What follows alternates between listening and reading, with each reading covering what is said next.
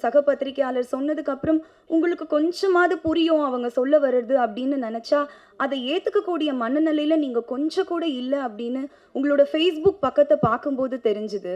அந்த கேள்விய ரொம்ப நியாயப்படுத்தி, ரொம்ப அபத்தமான விளக்கங்கள் குடுத்து, ரொம்ப வக்ரமான சொற்கள் அங்கேயும் நீங்க பயன்படுத்தியிருந்தீங்க.